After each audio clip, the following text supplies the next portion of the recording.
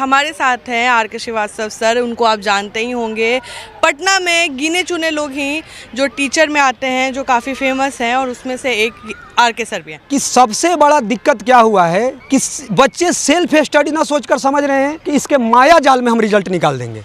एक एक गांव में पता लगाइए, जो 10वीं का परीक्षा दिया, मैथ लिया है तो जेई का तैयारी करेंगे और बायो लिया है तो नीट का तैयारी करेंगे। एक एक गांव में कितने IITian हैं? क्योंकि सीट 1% है और उसमें इतना बड़ा भारत है। रियल बात है कि बच्चे सेल्फ स्टडी से निकालेंगे। मोबाइल से दूरी बनाना बहुत जरूरी है, और यदि उसका यूज कर रहे हैं तो उसका सीमित यूज कीजिए। हाथ में रहेगा तो कुछ ना कुछ अलग गतिविधियों में होगा ही। इन बच्चों का रिजल्ट आता है जब, तो हम बोलते हैं कि नर्सरी से 10th के टीचर को मिठाई लेके जाना। अरे जब मेरे पास जादू की छड़ी रहता तो हमारे सारे बच्चे सक्सेस कर जाते। इसका मतलब है कि तुम्हारे 1 का टीचर का योगदान होगा, 2 के टीचर का योगदान होगा, तुम्हारे माता पिता का योगदान होगा। जब जादू की छड़ी रहता तो सबको सक्सेस कर सकते थे। अब ये टेस्ट देने आया है लोग, कुछ लोग नहीं आए हैं, अब गांव से दूर आए होंगे और क्या होंगे, अपने हॉस्टल में सोए होंगे, माता पिता को कोई जानकारी नहीं है। सब तो ऐसे नहीं होते हैं, लेकिन छोटी उम्र में बिगड़ने के बहुत सारे रास्ते हैं, बहुत सारे हैं। तो ये सब नजर रखना पड़ेगा। और किसी दिन ये लोगों का भी 30 एज होगा, 27 होगा, तो अपने आप समझ में आने लगता है। लेकिन इस उम्र में क्या है कि केवल आप पैसा खर्च करके और